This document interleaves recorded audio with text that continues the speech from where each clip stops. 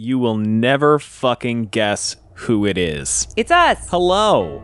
Welcome back again to Wheel Takes. We're sorry. It's been a really eventful few months for us. A podcast about the Wheel of Time. A series of fantasy novels written by Robert Jordan and completed by Brandon Sanderson. We've missed you. We really have. I'm Gus, and I've read all of them. And I'm Allie, and I have read almost all of them. I'm on the penultimate book. You are on the penultimate book, and you have read how much? I've read one, the prologue. The prologue. How was it? Banger. Ripper prologue. I don't know if we're going to have time to talk about the whole It's prologue. a long-ass prologue. We'll get a good hour in. Yeah, we'll get a good hour in, and we'll cover what we cover, and it's going to be great. Yeah, but I do have a bingo card. I was just about to pull it up, actually. You have it done? Of course I have it done. I'm no slouch. I think I adjusted so well, we'll see. I put it somewhere. It's in this thread somewhere. Well, I can read it right now. You could. I have it pulled up. Okay, I'm going to read mine. Okay. Or did you want to read yours because you have it in order? No, I was gonna give it to you in the order. Okay. Well then, take a sec. Put it up? Surely I put it up. This is deeply. Here it is. Okay, we're gonna go. It's a 5x5. We're gonna go top left to right, and then top row down to bottom row. And we have it posted on our Discord. Yes, we do. Okay. White Cloaks ally with Rand. I think with Galad at the helm, that there's a decent chance of that happening. Now, my boy Galad's is in a bit of trouble. He is now. But I have... Oh, this podcast only contains spoilers for what Allie's already read, and again, that's everything up to and including the prologue of Towers of Midnight. I have faith that that'll be fine. I just believe that will be fine, because it will be fine. I'm on board. Grendel killed Asmodean revealed. Goes without saying. You've been going for this for a long time. I think now is the time. Sure. Especially, I'm even more convinced that it's time because she is still alive. She is still alive. Were you thrilled? I was thrilled. Absolutely thrilled by this. Did you enjoy how hard I gaslit you when you read that chapter? Yes. In retrospect, if you go back because I was really kind of like, really? That's how she goes out? But it wouldn't surprise me, frankly, respectfully to our boy Jim. Yeah, but this is better. This is better. I love that she left them behind too. She absolutely said, "Fuck this shit, I'm out" to Halima and Delana. That was funny as Allie, shit. When we gain a Grendel, we lose who? That's right. Halima. The legend. Big titty maid girl. Whatever. What is life without big titty maid girl? I'm fine with it. But Allie, theoretically, we could have both if we just were frivolous with our spending. If we could say, I don't care about the budget. That's just the a people quick, who are not a quick listening to our Babylon reference. Stuff Please will listen not to those. understand We have a great time. Please continue with your bingo sheet. Okay. Masana dies or is otherwise defeated. I think, considering this is the penultimate book, we've got still 1, 2, 3. Are you counting Forsaken? 3 on the book still? Well, there's Lanfear. 4. No, I'm sorry, not Lanfear. There's Masana. Maggedion. That's 4. Masana, Maggedion, Grendel, Daemon Dread, Moradin. That's 5. Moradin's going to be the last one. Are we forgetting anybody? You think Lanfear is Sindain. Yeah. Which you kind of... So, yeah, okay, Lanfear. so there's 6 Forsaken still on the board. Yeah. We have 2 books left. We got to start losing some people. That would make sense. And now that Egwene is in charge of the White Tower and is like rooting out stuff, I think she's going to figure out who Masana is, which brings me to my next bingo. Masana is Danelle confirmed. I have said before, and I'll say it again, I will get champagne if that happens. You better get some good stuff too. I want Veuve. You want Veuve? I want Veuve. Allie, this is you. It's been 5 years. Yeah. This is you to me right now asking for Veuve. I don't care about the budget. That's me. Also, I think I should get Veuve if Grendel killed Asmodean as well. I don't care about the budget. Pay us some money so that I can get some vuv. They already do. I know. It's very sweet. Go on. Okay, so we have a budget. Now we have a We budget. have a vuv budget. We have a vuv budget. Because of you. Yeah. We have a vuv budget. I Thank want you. vuv. I'll consider it if it is something that happens. Okay. I think it'd be funny Please continue. to have vuv. ToM Marilyn confesses love for Moraine. I mean, it's coming. Is something you've Like been if we rescue rooting her, for since which I think will page also happen 5. in this book, which I put somewhere. It's here. We somewhere. got it. Did you leave that off? You left that off. No, it's right there. Yeah. Okay, I was gonna say, that It's would be these huge letters. Fucking hilarious. No. So I think like he's gonna rescue her, and then he has to tell her he loves her. I mean, that's just how like rescuing works. So that's the first row. White Cloaks ally with Rand. Grendel killed Asmodean confirmed. Masana dies or is defeated. Masana's Danelle confirmed. ToM Marilyn confesses love for Moraine. I will feel try to really link good this, about that row. Below, by the way. When I link things out of Discord, it gets fucked up, so I might need to put it on Blue Sky. I feel really good about that row. Okay, next, Row Black Tower 2, Rebellion. Black Tower Rebellion. It's been coming for a while, and I feel like How the do you penultimate book is the time to quash it. How do we define this? Because they're already They trying just to kill go ape Rand. shit. They're already trying to kill Rand. Yeah, but I think we gotta get bigger ape shit. So we gotta kill what's his face. Kill Taim. Yeah, like Taim makes a move, and Rand's gotta get him. So this is a cipher really for like open, honest rebellion or faction fighting within the Black Tower. Open war, Okay. All right. because I think we gotta deal with that plot line, Sure. right? At It this would point, make sense. Rand al'Thor dies. Now it is only the penultimate book, and he is kind of the main character. So how does this one work? He goes into Moradin's body because a why is body Moradin swap. hot? Maybe Robert was just on a kick. It was 3 women standing over a funeral bier, and how dramatic would it be if the penultimate book ends with Rand dying? That would be pretty fucking fucked up. I think. And especially knowing that Robert intended this to be one book. Also, he's Jesus. Jesus That is dies. the premise. Jesus dies. So we got Rand. That's kind of famously what happens. Rand dies, and speaking of dies, Alana dies. Alana dies. I've been predicting this one for a while. long time. Because that would be dramatic because Rand's her warder, technically. Rand's bonded to her. And what do men do when their Aes Sedai die? They go all kinds of off. Yeah.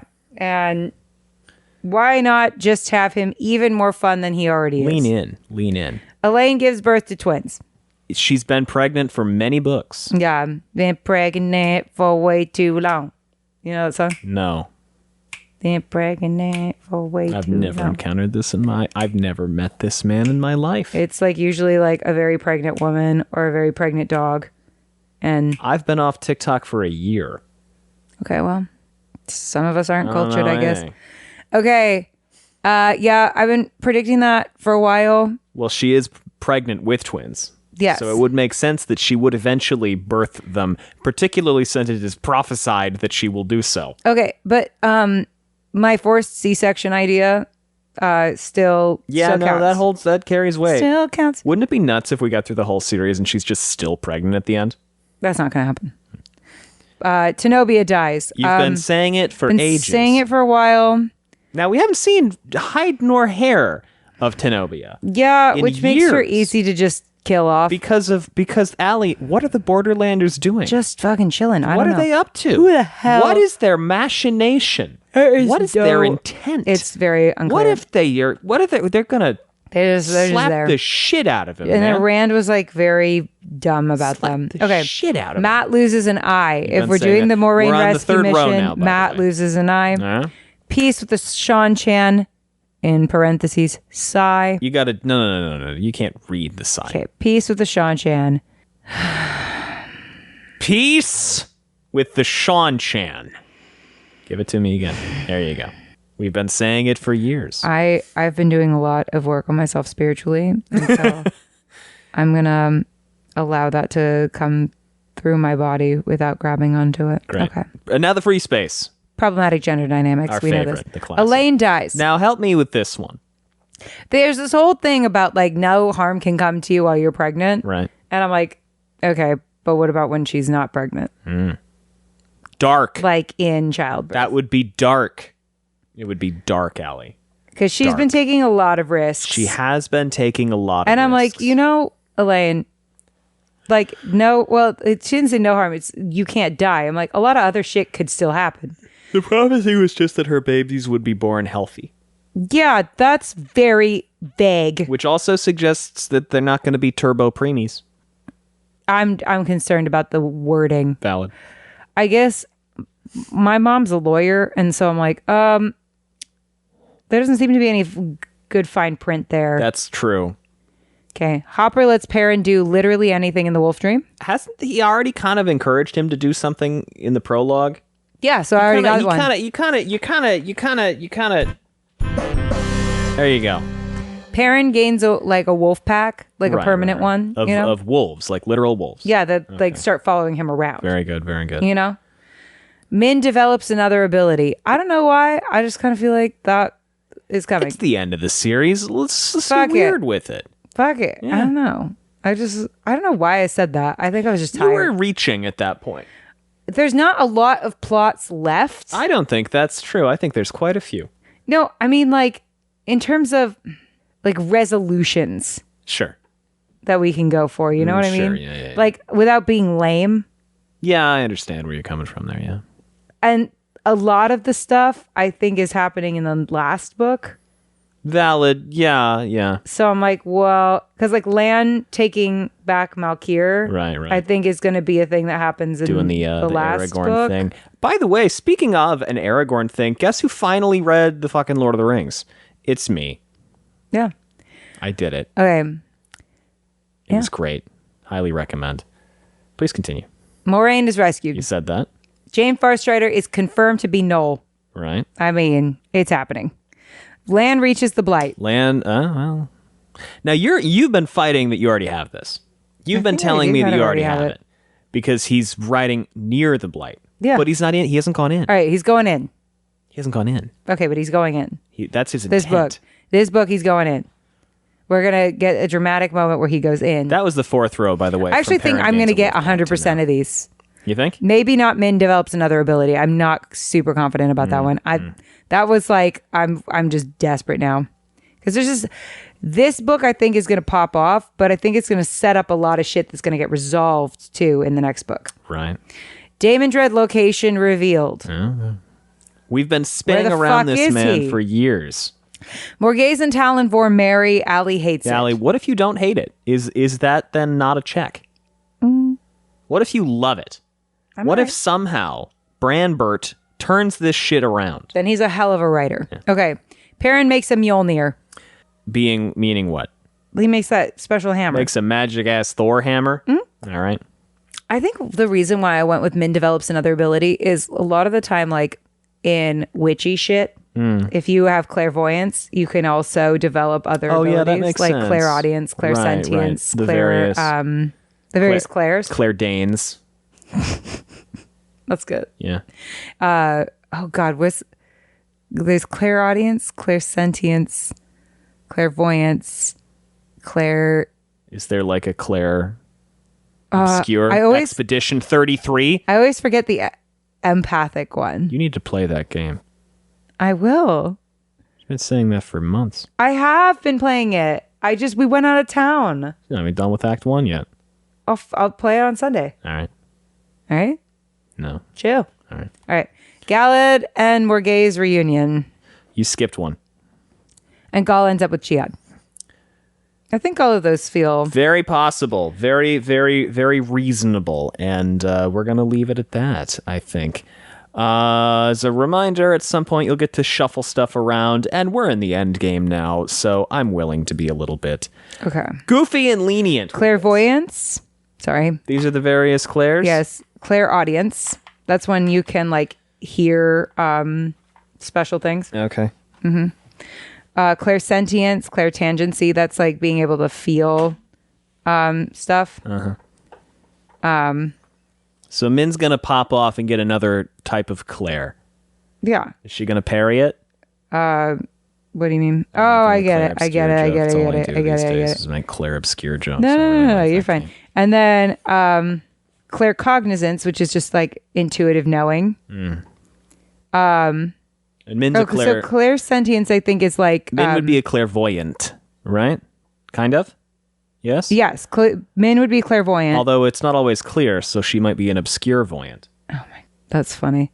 Clairsentience is like sensing emotions and energies and stuff. Yeah. And then there's clair... these I think sound wild. Clairalliance, which is clear smelling. Is that being able to detect alley? That's kind of what Perrin can do, actually. Perrin Perrin would be a clairalliant. That's like when you know like a dead relative is near because you can smell their perfume and stuff like that. Oh, that kind of thing. That kind of thing. Okay, Sure. Where like senses, you can smell stuff that isn't there necessarily. Yeah. And then clairgustance. There's a clairalliance and a clairgustance? Yeah. What the fuck? So experiencing psychic tastes or flavors without physically consuming anything. Clairgustance, when you could taste of the gus. Taste of it. Taste of it. Yeah. Go watch Babylon if you don't get Those are like different extrasensory perceptions. Allie, here's the thing. Where'd we leave off? But Rand was... Yeah, pretty much. In his But feelings. actually, no. It wasn't Rand. It wasn't Rand? Not Rand, not at the end there. Who was it at the end? It was Egwene. Oh. She looked out the window and was like, damn. Right. And that was it. And now we're going to pick it up. It's the beginning of a Wheel of Time book. Mm-hmm. Now, stick with me. Yep. How does it start? The Wheel of Time turns. And seasons. And legends. And myth. No. The Wheel of Time turns. And... Give me a hint. No, you're not going to give me a hint? I've trained you well. I'm kidding. The Wheel of Time turns and ages come and pass. Legends leaving memory to become legend. Legend to become myth. And myth to become... And myth, forgotten, knows wheels. That's pretty good. Unfortunately, this is the prologue, and none of that happens in the prologue. All of that's in chapter 1. I'm going to kick you. I do this every book. I do this every single book. Nobody likes it. She's glaring at me. The prologue. I am not because you know why? Why? Because I am being right now. You are so on top of it. I have worked on myself so much spiritually at this point, and we'll see if this book breaks me. The prologue, Allie, is called Distinctions. You and this book. No, see, I have become one with the universe, and I understand that I am part of the collective universal soul body. And is that Carl Jung? No. Carl Jung is individuation. Oh, okay. This is Eckhart Tolle. The other book you've been reading. Mm-hmm. Life-changing. Allie, check it out. The prologue Power of Now is called The Power of Now. Wouldn't that be nuts? No. The prologue is called... That would be what we call a synchronicity. It's called Distinctions, and we're going to get into it right after these ads.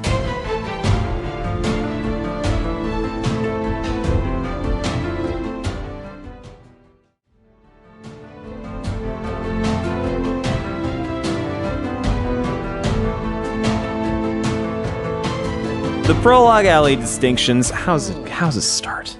Where are we? Not how I thought it did. How did you think it would start? The Wheel of Time turns. Well, yes, of course. That. Oh, we start with Galen, right? Bullshit. No. We don't start with Galen? No. Who do we start with? We start with Lan.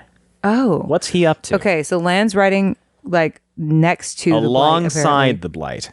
Apparently, he's alongside the Blight, and he rands into. He runs into this screaming, boy. Projectile vomiting. Who he knew when he was a kid. Like the boy was a kid. Was he a kid? When the boy was a kid. Yeah. Who was he? The son of some guy. No. His like little cupbearer. No. He was a cupbearer, but do you remember from when? In Malkir? No. New Spring. Yeah, but like for whom? In the Istishar Palace. Who? Where? That's What is that? That's a word you made up. No, it's in Candor. It's the place he goes. Oh, in the bad place? Yes. With the bad lady? With the bad lady. Ew. Yeah, Edane. Yeah. Ew. Edane is there too. Well, he's like, don't be here. Yeah. And the guy's like, I'm the Golden Crane, and I'm Malkiri, and so I want to come. And Lan's like, fuck. I told Nynaeve that I would accept anyone who asked to come along with me. And I have been hoisted by my own petard because my wife loves me. And doesn't want me to go on a wild suicide mission. Doesn't want me to go on a wild suicide mission. And so suddenly I am forced to accept this guy. And he's like, fine, you can come. Before we do all of this, actually, I just realized I skipped the epigraph. And it's a long fucking epigraph. Please share the epigraph. Do you remember the epigraph? No. Do you remember anything about it? It's long as fuck. Well, you ready? yeah. You ready? Yeah. You ready? Yes. Okay. It soon became obvious, even within the steading, that the pattern was growing frail. The sky darkened. Our dead appeared. Ghosts? Ghosts? Ghosts? Ghosts? Ghosts. Standing in rings outside the borders of the steading, looking in. Most troublingly, trees fell ill, and no song would heal them. Is there anything more Ogier than this? Like, yeah, on the one hand, ghosts. But on the other hand, significantly more concerning, the trees are sick. I find them both equally concerning in different ways. Yeah. Because, both are reflective of how the world is doing. Like, the fact that the dead have returned. I mean, I'm reading Dresden right now, right? And they're talking about ghosts in this one that I'm reading, and how their increased heightened activity is concerning because, it says things about what's happening in, beyond the veil. But then, the trees are reflective of our natural world. And that would be concerning as well because, don't we need the trees to live? That's sort of famously a problem at this moment in time as well. Yeah. You know what I think is weird, though, about this? That the ghosts are appearing outside of the steading and looking in. That's weird to me.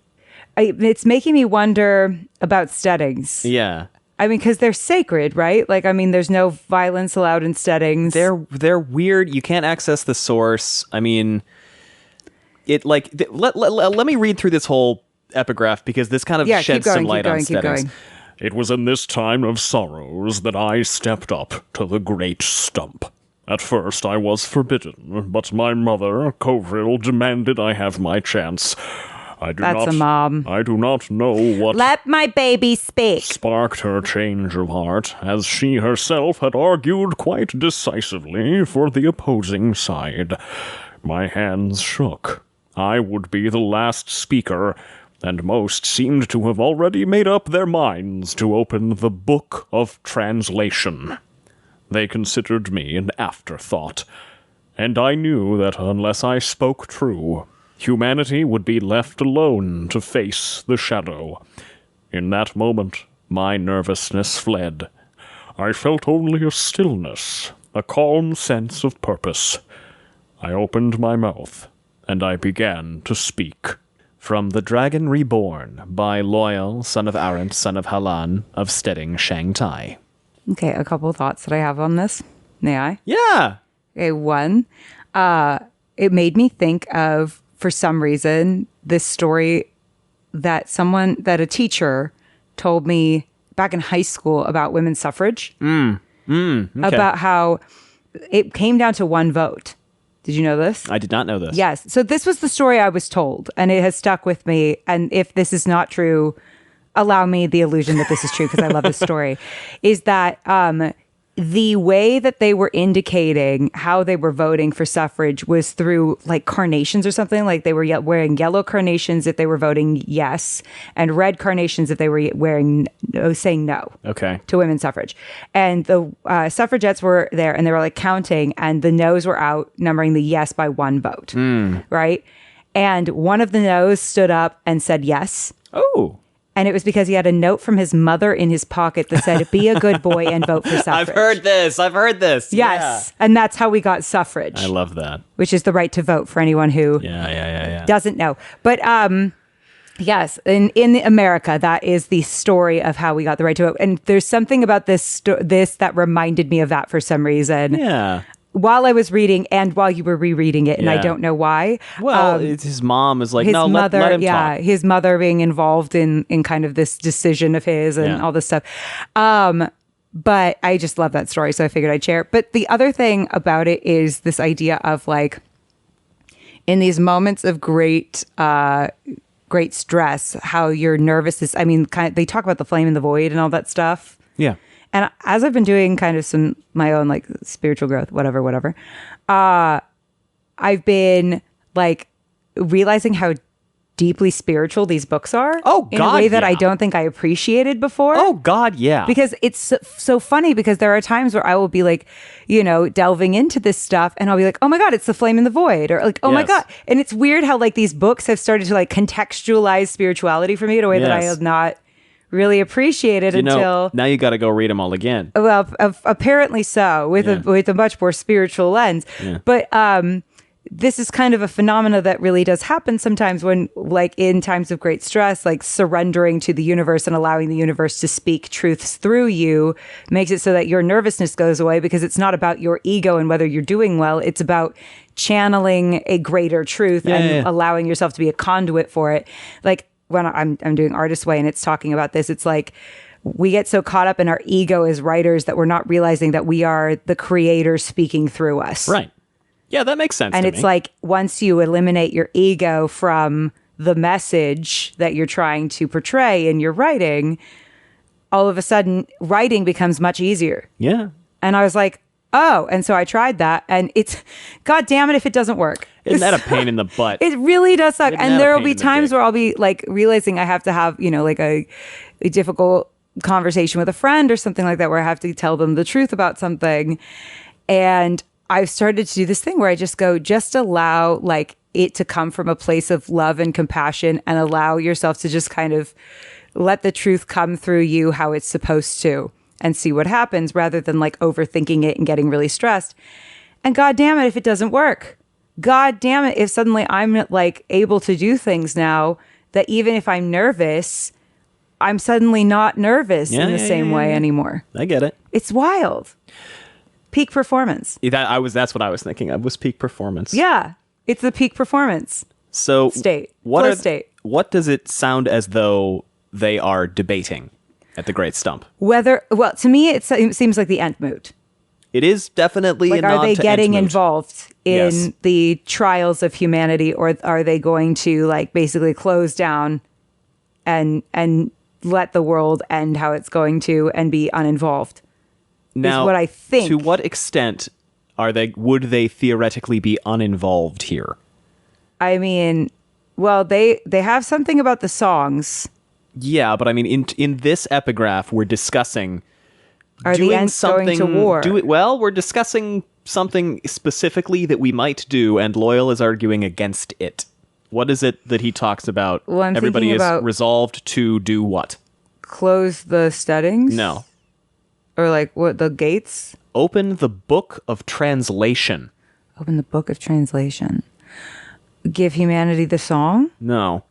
Okay, I don't know why I'm caught up on the songs, because of the Tinkers. They sing but those are, that's a different song. Okay, really? There's multiple songs? Yes. Damn, a whole Kids Bop album out there. I don't feel like this is a spoiler, because this is just something where people went, it's this, and Robert went, no, it's not. Tree singing is not the same thing as the song. As the song. Okay. You would think it would be. Good to know. It's not. All right, great. So I'm on the wrong track. But I'm not trying to shut you down. I don't feel shut down, darling. It's okay.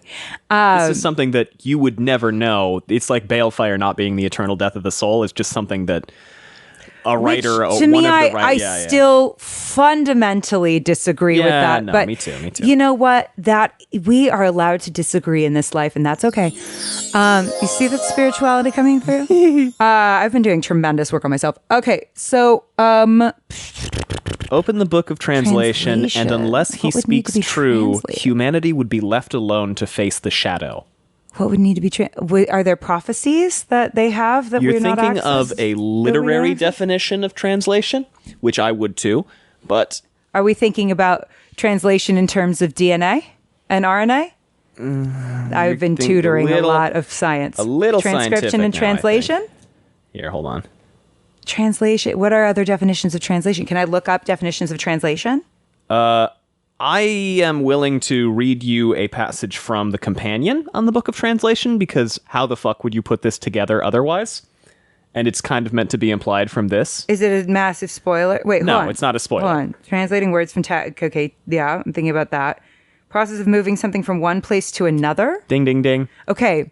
Well, we have a couple of things that could be. We have waygates, right? That's the process of moving things from one place to another, right? Yeah. But we've closed all of those. Yeah. So that wouldn't really matter. Do you want me to read this to you? Can I have one more second to try and figure it out, and then I'll allow it? Or could it be process of moving something from one place to another? In mathematics, is movement of a body from one point of space to another such that every point of the body moves in the same direction and over the same distance without any rotation, reflection, or change in size. It's the portal stones. Does it have to do with the portal stones? You're overthinking this a little bit. A little bit. So it's not the portal stones. It might be related. Or is it related to... Because we have lots of different ways of moving through space and time now. Is it... what's it called? Traveling in some way? What have we determined about steadings and the Ogier generally? Well, you can't do magic in them. Yeah. Is it allowing for magic to be done in the steadings? No. You can't do magic in them. You can't even sense the source. What do we know about the source? Well, the source is the source of all magic. The source is more than that. Life? It's more than that. The universe. It's the universe. Yes, it is the driving force that drives the universe. Right. So if you can't detect the source from within a steading, what does that mean? You can't detect the universe. You can't... You're cut off from the universe. Meaning what? Oh, theoretically, they're on an island unto themselves. If the universe gets destroyed, it doesn't matter because the steadings will still exist. Because if the steadings are disconnected from the universe, that means that they are... outside of the universe. Of a different universe. Huge if true. Yeah. So the idea here is that the Ogier... And I figured this out without you having to read the companion. Scoreboard. I figured this out without you having to read the companion, didn't I? The Ogier are essentially aliens from another dimension. Well, that seems clear. Yeah. That's why I say it's weird that their ghosts are appearing outside of the steading. That's weird to me. I'm going to be so real to you right now. This could not be coming at a better time for me spiritually. Here, let me read this for you. Did the Wheel of Time drop kick me into a spiritual awakening? It did, kind of. 4.5, 5 years definitely was part of it. Okay. Book of Translation, an Ogier artifact and a central part of Ogier lore. When the Book of Translation was opened, the Ogier race would return to the alternate world from which they originally came, not to return to this world until the wheel turned. Because I've been learning that we are not inside the universe. The universe is inside of us. We all are. We are the universe. The Ogier had been discussing the situation for some time. This is as of the beginning of Towers of Midnight, and had pretty much decided to open the book. After all, if they were to come from the alternate world in the next age, they had to go back to the alternate world before they could return from it. So yeah, the Ogier are kind of space aliens. This makes sense to me. Yeah, if you are outside of the universe, okay, yeah. This is very cool.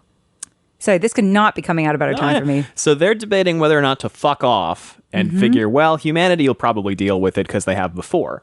And everybody else seems to be like, yeah, we should fuck off and let them deal with it. And now Loyal, what is he, 90-year-old Loyal, baby Loyal is going to stand up and be like, actually, I don't think we should do that shit.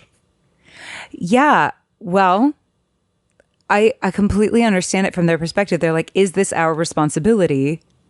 Or... can we just kind of go, peace? Mm-hmm. Bye. Catch you on the next one. Better luck next time, kids. Which also kind of is, at least, this is more, having now read The Lord of the Rings, this is more movie Entmoot than book Entmoot. Sure. You know what surprised the fuck out of me? Yeah, what? Book Entmoot and like everything to do with the Ents in Lord of the Rings is one chapter. Whoa. They meet Treebeard. They tell him about Isengard. Treebeard gets pissed and goes, let's go fuck shit up. And then he goes, I may have overreacted a little bit. Let's have a meeting about it. They have a meeting about it, and then they come back and they go, yeah, we're going to fuck shit up. It's like 25 pages. Oh, wow. Lord of the Rings is shockingly fast-paced after you've read Wheel of Time. I mean, I'm reading the book. Well, yeah, it's 3 versus 15 books. I'm reading the book, and I'm going, holy shit, these dudes are hauling ass today. Like, it's insane. It's insane. Like, people say, maybe we should do this thing. They have one brief meeting, and they go, yeah. And then they do it. Like, well, they meet Theoden. Again, 3 versus 15 books. Not even 3. It's 1, basically. Yeah. They meet Theoden. They free him from the influence of Saruman. I'm sorry, I'm going to spoil Lord of the Rings. I assume if you have gotten this far, you know. don't. I so doubt that there's someone who's like, I fuck with Wheel of Time, but not Lord of the Rings. Yeah. And then later that chapter, they're like, yeah, let's go to Isengard. I mean, I guess there's infinite possibilities and whatever. There are billions of people on this planet, but bananas. Still. Okay, I'm obsessed with this concept that they're aliens. Oh, because I always wonder about aliens. You know, because like theoretically they exist, right? I mean, it's pretty mathematically probable. It's pretty fucking likely that there's life somewhere else. Yes. And then there's like, I keep misunderstanding what was in those government documents that they released recently, but they were kind of like, yeah, there's weird stuff that's happened. It was kind of fluff, it was pretty vague. Whatever. It was like, no, I don't know, some shit doesn't really make sense. Well, we're not sure. That's certainly true.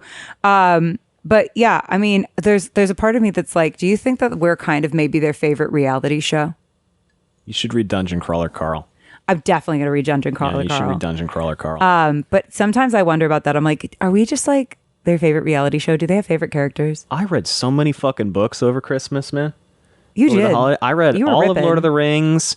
I finished one of the Dungeon Crawler Carl books. I read this book called There Is No Anti-Memetics Division, which is like an SCP novel.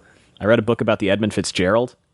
You did. I got really into the Edmund Fitzgerald. Was into the Edmund Fitzgerald. I was listening to the Gordon Lightfoot song, reading the book, and drinking Edmund Fitzgerald porter while near the Great Lakes. One of my favorite things about you is, and I think this is probably true for you about me, is that we will go through these like phases in our lives where we get really into something. Utterly besotted with a thing. Yes. It's great. And then that's like all we talk about. It's fucking great. And it's two different topics at the same time. So you have like something you're obsessed with and I have something that I'm obsessed with. And then we meet and compare notes. And then we go like, this is what I learned today about this thing that I'm obsessed with. And then you're like, that's awesome. Here's what I learned about this thing I'm obsessed with. And that's usually our walks with the dog in the morning. Pretty much. All right, quick ad break, and then we're actually going to dive into the prologue. Oh, we're only like half an hour, 40 minutes in.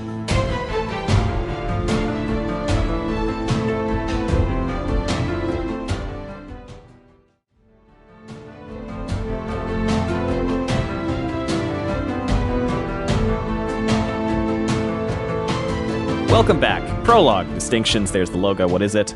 It is a wheel. A wheel. As it usually is, I believe, in the prologue. Usually. Mandarb's hooves beat a familiar rhythm on broken ground as Lan Mandragoran rode toward his death.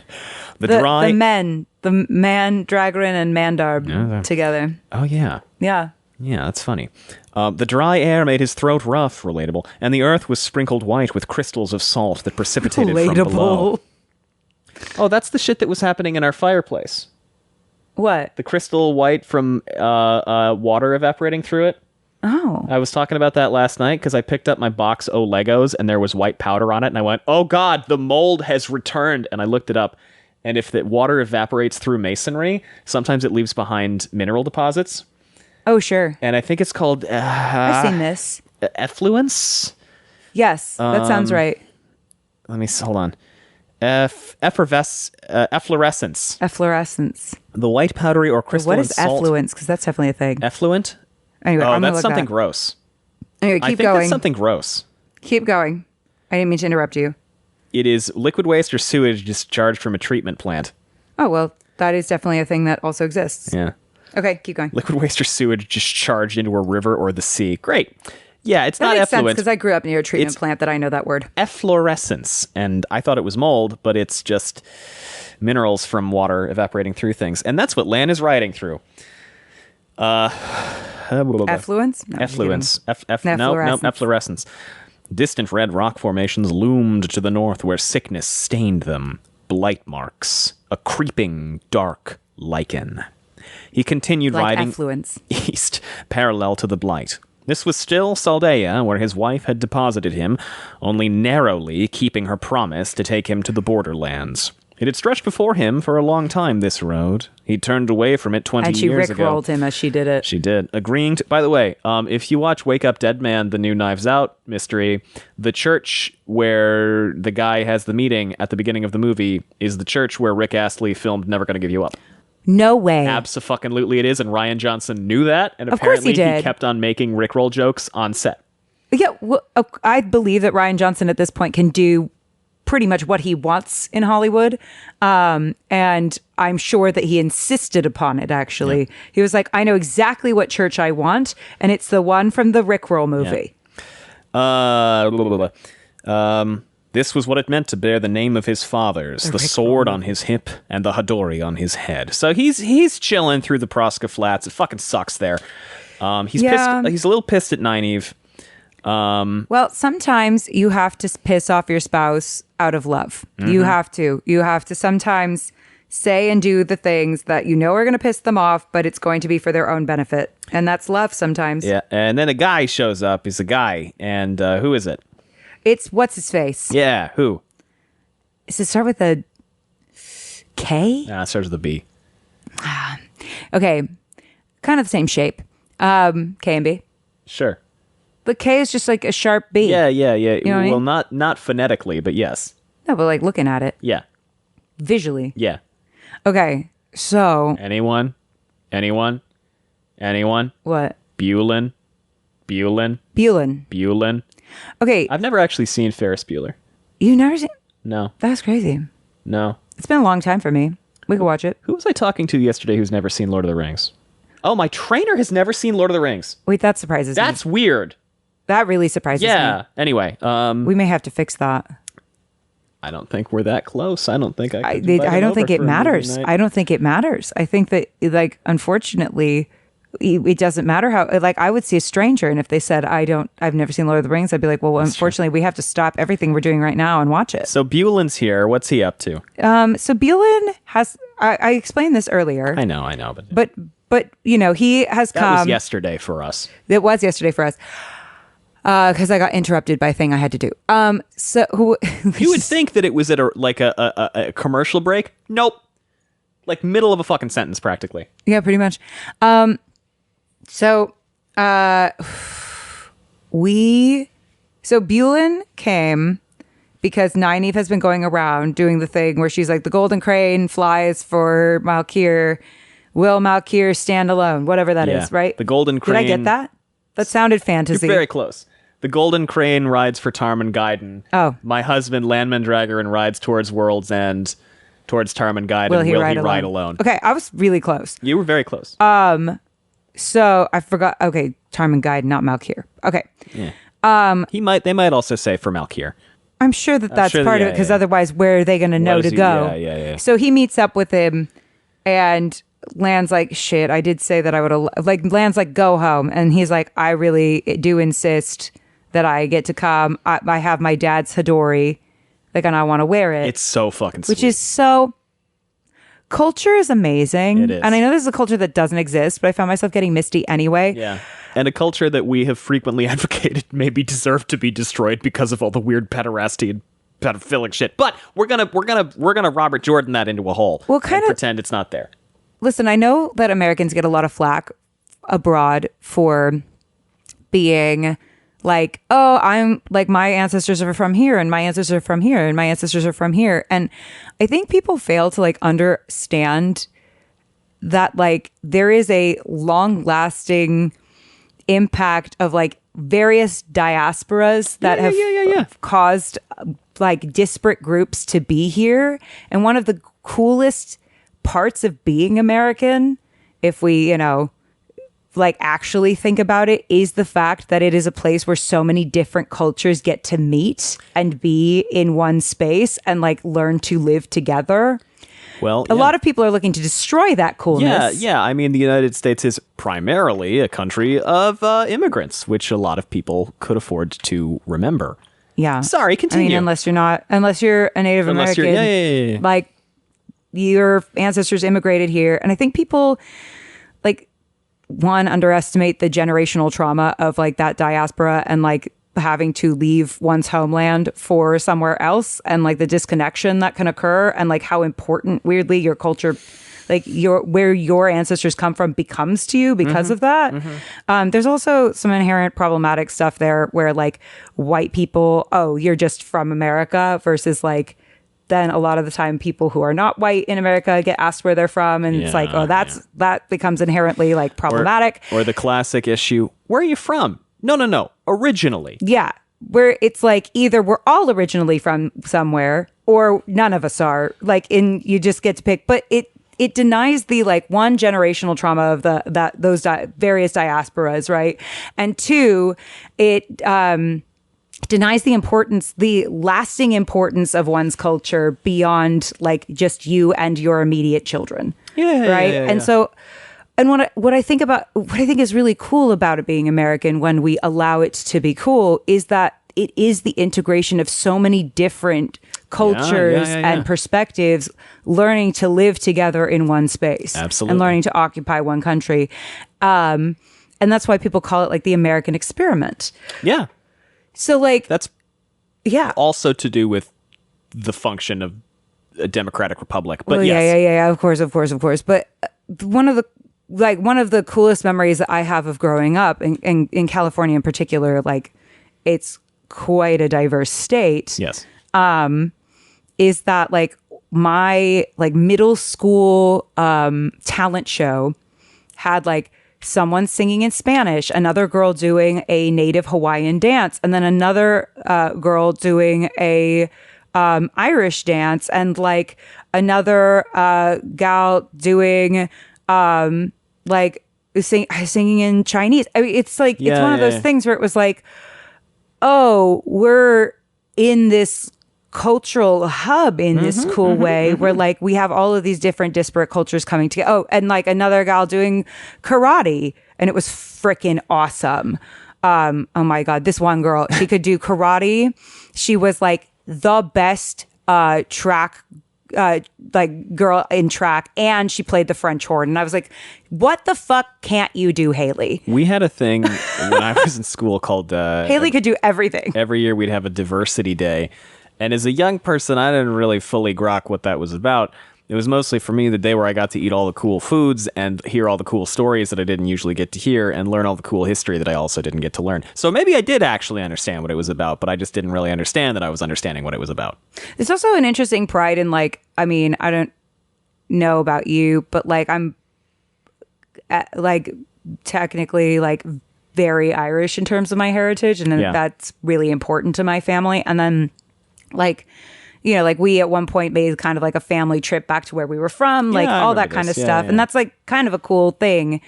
And when the Irish got here, we were super oppressed. Right. Like it was a huge freaking thing to be Irish. Like you couldn't get jobs certain places. Oh, it was God. a whole, Yeah. You couldn't live certain places. It was a whole thing.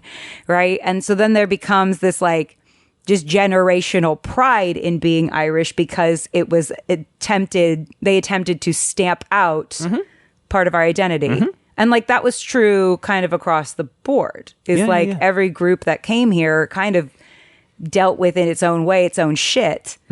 And then, you know, because of that, there is a pride in like the fact that also your ancestors overcame a bunch of crap to be here. Oh, yeah. And like create the life that you currently live. Yeah. So it's really like, I mean, I think that's what people don't understand is it's just like, that's why it's so important to us. And I get also why it's annoying to people who are not, you know, American, but it's just, that's like the perspective on it is it's just like, it forms a part of your identity that becomes important, and it's kind of important just in terms of like the broad celebration of like what it means to be a part of this country. Well, yeah, and it's just, you know, to directly tie to this passage, Bulin was born after Malkir fell. He's never been there. He's never experienced it. Yeah. He has no I think that's why this means something to me. Like first, what is it, primary source connection to Malkir. Yeah. But his dad did. And so it still matters. And his dad passed it down to him. Yeah, your culture still matters. Yeah. Even though generations have passed, it still matters. Yeah. It's a part of you. It's a indelible mark that has been left on you, even if you don't live there, even if you're not a part of it, even if you don't currently practice it.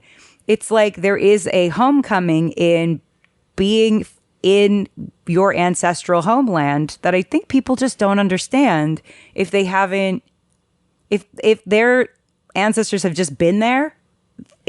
The separation that occurs from your homeland, like I don't think that people really understand it. So this guy shows up and he goes, Lord Mandragoran, I found you at last. I assumed you'd be traveling the Kremer Road. And Lan is like, who the fuck are you? I brought supplies, my lord.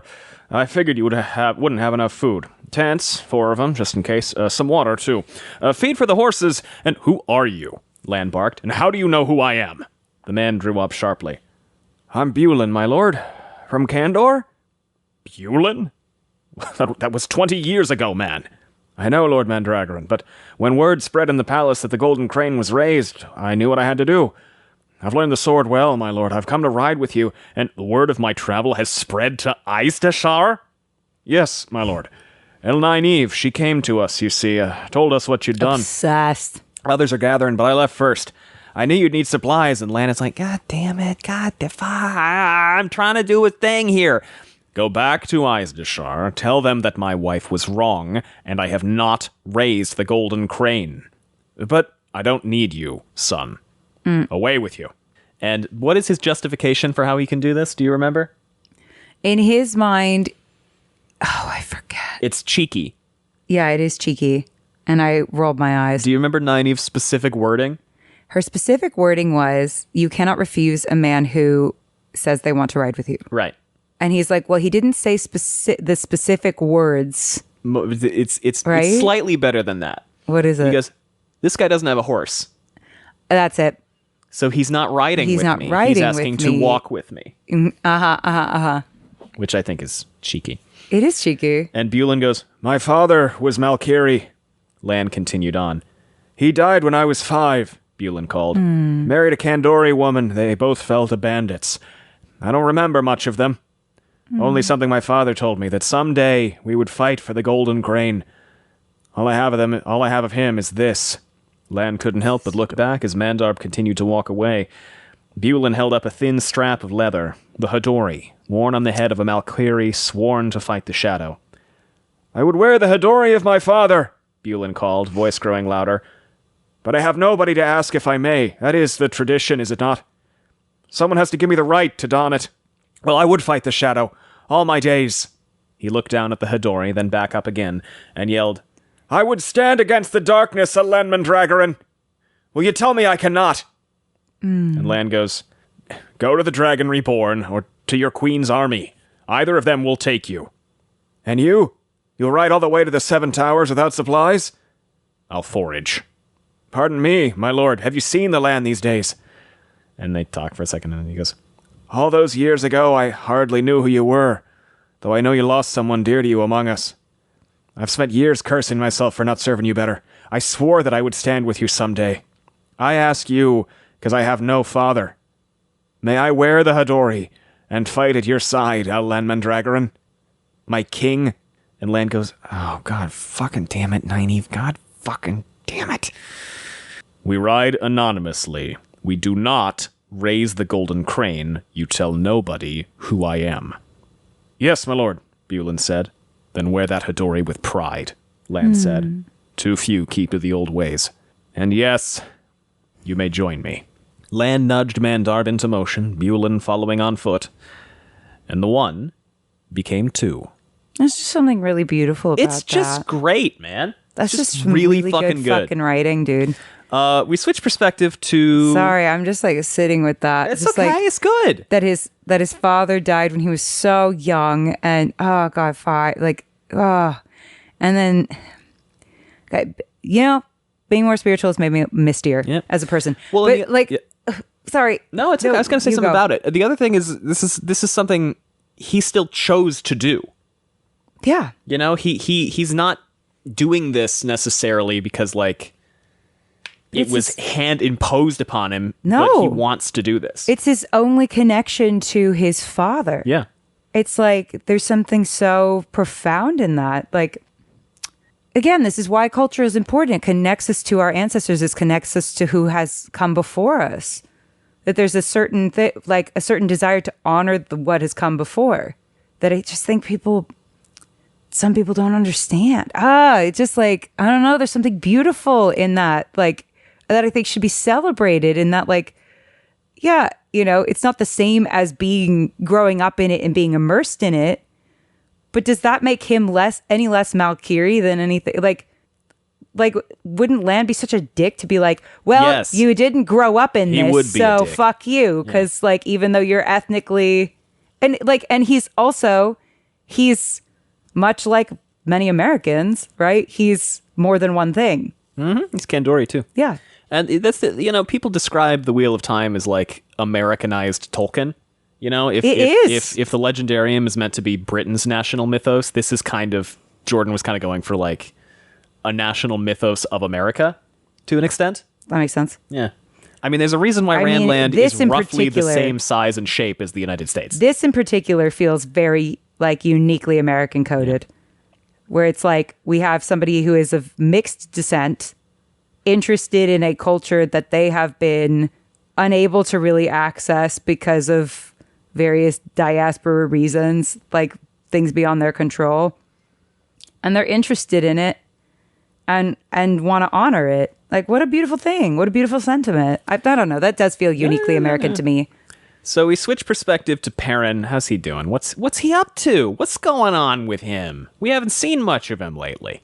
We didn't really see very much of him in Gathering Storm. Perrin? Oh, yeah. What is Perrin up to? He's making a hammer. He's making something. He's hammering. Yeah, he's hammering. Oh, but he's in the wolf dream. He's dreaming. He's hammering. He's in the wolf he's dreaming. Dream, and he's making something, and he's stressing out because he's worried. Like he is dreaming that he's an apprentice. Yeah, kind of. Yeah, because he keeps being like, Master Luhan's going to come back, and I need to be ready. In like da da da da da. What's he making? I don't think he really says, but I have a feeling it's Mjolnir. Does he not say, or he doesn't know? He doesn't know. Yeah, he doesn't know what he's making. But in my head, I'm like, I think this is the Mjolnir. Like, there's something that he needs to make. He's hammering random widgets and things, and all of them come out like shit, and he doesn't know what they are, and he throws them all away. Mm-hmm. Right? So Perrin slammed his hammer against the red-hot length of iron. Sparks sprayed into the air like incandescent insects. Sweat beaded on his face. Blah, blah, blah, blah, blah, blah, blah, blah, blah. With each strike, the walls of the room, sturdy leatherleaf wood, fuzzed, responding to the beats of metal on metal. He was dreaming, though he wasn't in the wolf dream. He knew this, though he didn't know how he knew. This was peace. This was home. He was making something important. So very important. It was a piece of something larger. The first step to creating something was to figure out its parts. Master Luhan had taught Perrin that on the first day at the forge. You couldn't make a spade without understanding how the handle fit to the blade. You couldn't make a hinge without knowing how the two leaves moved with the pin. You couldn't even make a nail without knowing its parts. Head, shaft, point. Understand the pieces, Perrin. Nice. Sorry. Yeah, I know. Hopper's there. How's he doing? He's kind of scolding Perrin a bit. What am I making? Perrin picked up the length of glowing iron with his tongs. The air warped around it. Because now Hopper's really wanting him to focus on wolf stuff. Pound, pound, pound, Hopper sent, communicating in images and scents, like a pup jumping at butterflies. Perrin just makes a random piece of shit, and then he goes, wait a minute, this is weird. And he tries to make another thing. I like this metaphor. Describe to me what the metaphor is to you. He doesn't understand the bigger picture. He's working mindlessly towards individual things and not understanding how they shape his larger goals.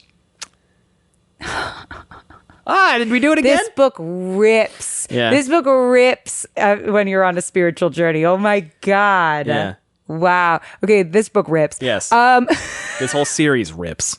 He's kind of put his head down into his work and is refusing to look up around him to a certain extent. Is how he feels. This book is ripping. He's compartmentalizing everything. This is my reading of this. It's not necessarily everybody else's. I mean, I think there's a certain extent to which, like, when we are so busy living our lives, we neglect often to kind of take a step back and go, like, which is why I think COVID. Now listen, terrible, awful. It did in some ways give us the opportunity to step back a minute. Yeah, I mean, and like examine what we were doing. For those who were fortuitous enough to be in a position to do such a thing. To do so, yes. Yeah, I mean, there's a reason. There's been a lot of changes in the world since I remember when it started. I was talking to my. This is funny for Babylon 5 people. And I think we've just started to see how the world is changing from that. This will be funny for Babylon 5 people. I was talking to my friend Daniel, and he was talking about a journalist friend of his, and he said, "Yeah, so and so says that this is going to be like the thing that our generation is like identified with and known for." And the question now in March 2020 is whether it's going to be like Vietnam level of thing or World War II level of thing. And at the time I was like, I don't know about that. But if you just look at like the changes in the political landscape, the social landscape, the remote work being a thing, the economic landscape. I frankly think there are going to be a lot of things that our generation is known for, but this will definitely be one of them. It's one of the biggest in a lot of ways so far.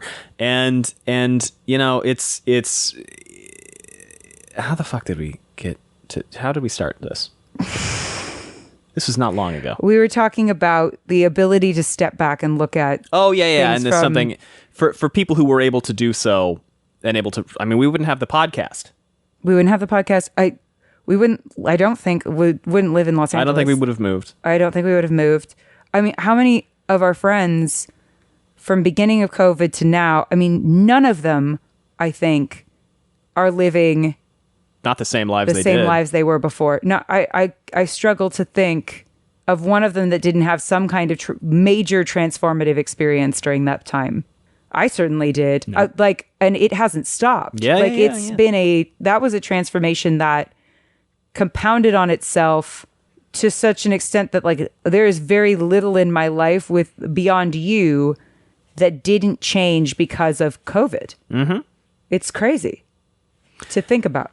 So Perrin continues hammering random bullshit and thinking about all the things in his life that don't work quite right. He's pissed off about the Barrelane rumors. He thinks that's stupid. It is stupid. It is stupid.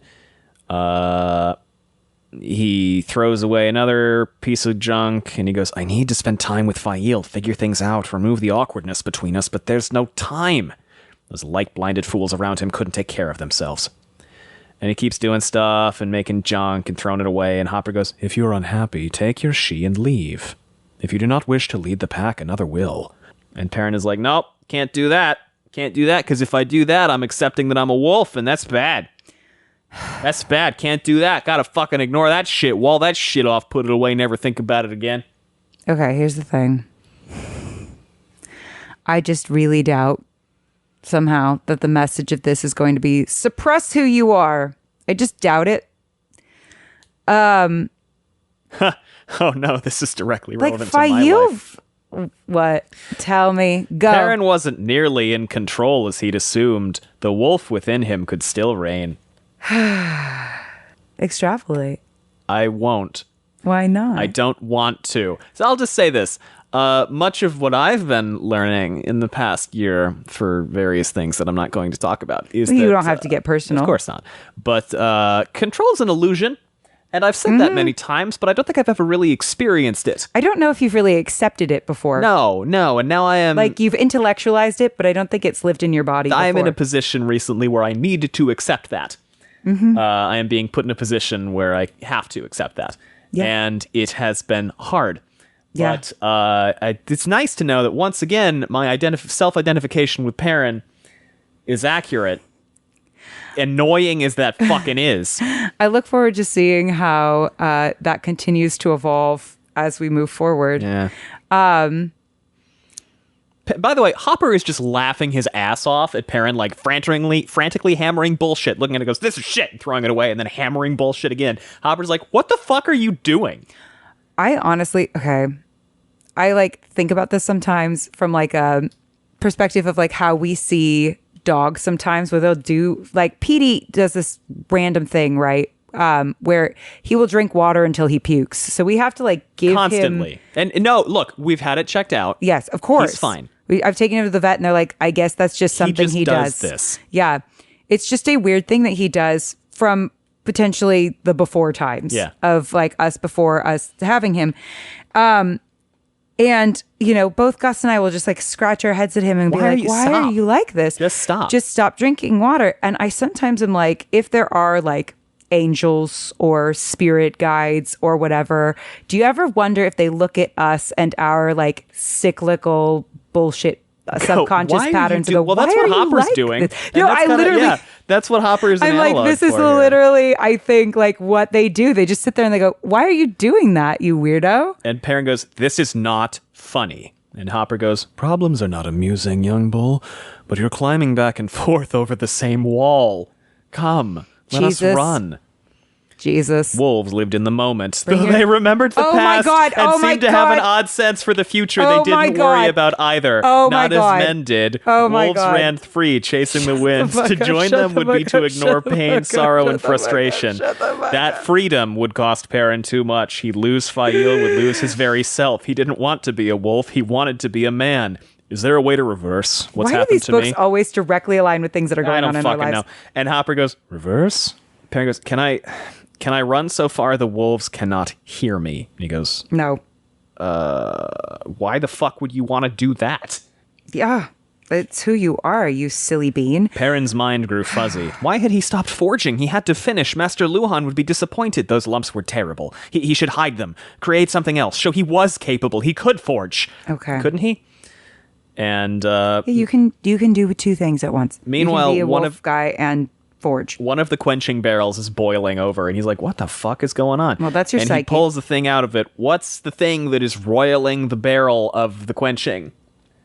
As he is violently trying to reassert control over his life and the things that he has done. It is a small figure of whom?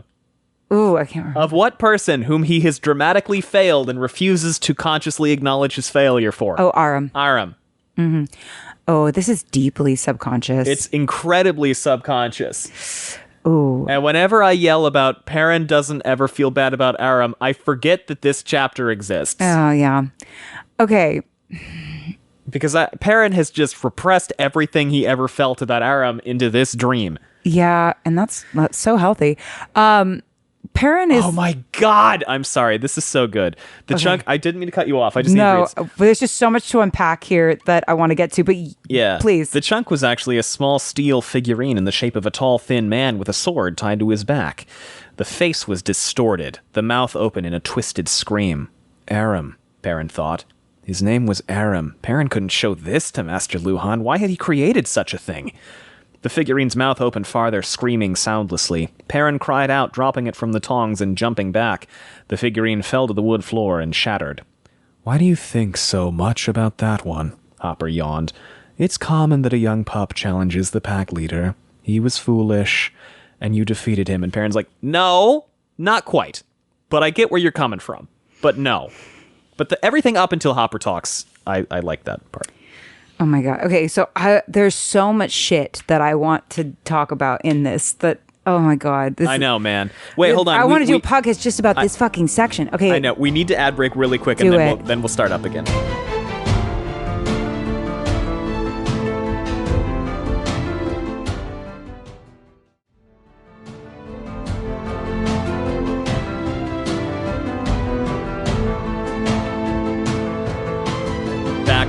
I do have a hard out at one, just to let you know. So, okay. So, oh my God, there's so much I want to say about this about this just chunk of text. One, I've been read Eckhart Tolle's The Power of Now. If you haven't, changed my freaking life. But it's all about being and the state of being, and like that. A lot of the time, the thing that perpetuates suffering is an overemphasis on the past as self and the future as self. Right. right? The past, like proverbially living in the past. Proverbially living in the past, right? Like using that, being stuck in those subconscious pain bodies that we've developed in order to perpetuate new, like being stuck in the same cycle, essentially, right? And like using our pain bodies that we develop and an overemphasis on the past as our identity in order to actually accidentally perpetuate continuous pain cycles for ourselves. Right. And then or like bringing the past suffering into the present by continuously thinking about it, not in a suppression way, but it's like bring your awareness to it as opposed to allowing your subconscious to like continuously perpetuate these pain cycles. Right. So that's one thing. The other thing is that the future and the past is not happening now, so it is an illusion, right? The future is also not happening now. It is an illusion. We are making conscious steps toward a future, right? By the choices that we make in the present. But the only thing that is happening actually right now is the present. Right. And we create like further suffering by either an overemphasis on the past that's informing the present, right? In ways that are subconscious or conscious sometimes, or we are, because we're using the past to tell stories about the present that aren't necessarily there, or we are looking at the future as like some kind of like savior that like, we're like, when this happens, I will be happy. Oh God. Yeah. Or when this happens, I will be happy. Or we are overly anxious about the future, right? And we are overly anxious about an illusion that doesn't exist. Both of those things, we're either over relying on an illusion that doesn't exist for our happiness, where when we actually get there, of course, we're still going to have problems, right? And that's why people are unhappy, because they get to their future self that's supposed to be perfect and happy, and they're not, because they haven't actually worked on themselves internally in order to receive that future in a way that is going to make them happy and feel peaceful. And you're not going to be happy all the time, but it's like finding peace within the chaos, right, of your life. And then, or you are overly catastrophizing the future and using that to perpetuate your suffering in the now, when the only thing that actually exists is the now. Right? This present moment, what I'm saying right now at this moment in time, is the only thing that exists. Right? In reality. So anyway, it was really interesting. And I've been like working on figuring out how to like adopt those principles into my life. And that's crazy that the wolves are literally embodying that right now. I think the wolves take it a little bit to 11. In what way? Hopper is like, oh well, about Aram. I don't think, okay, this is my interpretation of it. Yeah, I think that in some context, because at times, Eckhart Tolle, when I was reading, I was like, this feels very dismissive of like trauma and la-di-da-di-da. Yeah. And then he gets to that. Yeah. Where it's like, it's not that like those things didn't happen and weren't deeply painful. It's not like, oh, when someone dies, you're like, you know what I mean? Oh, no. Yeah, I know. It's that you have a level of awareness in your suffering that understands that this present suffering is this present moment. Yes, but the way Hopper is phrasing this is, yes, sometimes you gotta slap a motherfucker. Yeah. I mean, I think you can look at it two ways. One, it could be that he's being insensitive, which is... Oh, no, I don't think he's being insensitive. I think he's just being 100% cavalier. Maybe. But then I also think that there's a certain extent to which it's like Perrin is stuck in a cycle of guilt. Yeah. Over this and shame over this, where it's like there's an extent to which guilt and shame and that, you know, manifests as suffering in a way that is unhelpful.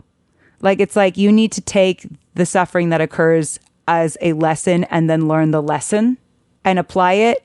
And I think Perrin's not learning the lesson. He's just stuck in a cycle of guilt. Right. Does that make sense? And he's head down. And so I think Hopper's more like, in that moment, that is what you had to do. Why are you continuously torturing yourself rather than learning the lesson that you needed to learn from that and continue forward? Yeah, I get that. Does that make sense? Yeah. That's what I'm interpreting it as. Well, that's a generous reading. I like that. Possibly. Yeah. That's the Eckhart Tolle version. Yeah. That's what we're going to choose to interpret.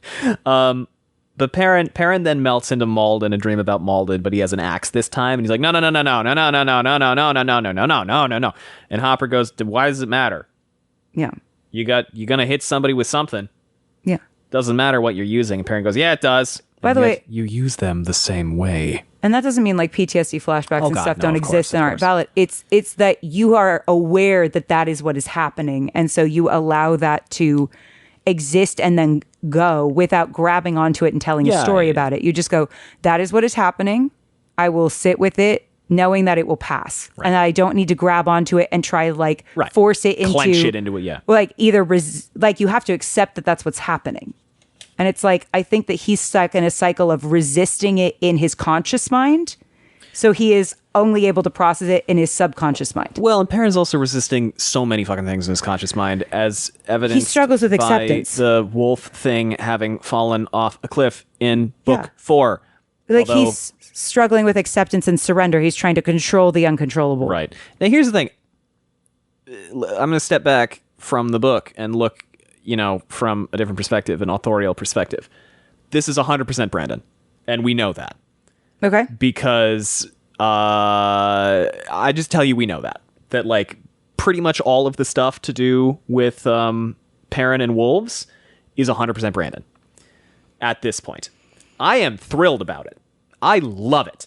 But I think it's interesting that we're engaging so heavily. Not interesting like, why are we engaging? But I think it's cool that we're engaging so heavily with this and that he has managed to take all this stuff and pick it up from threads that Robert Jordan introduced and then kind of let go of, because I feel like he took Perrin in a very different direction for the middle books.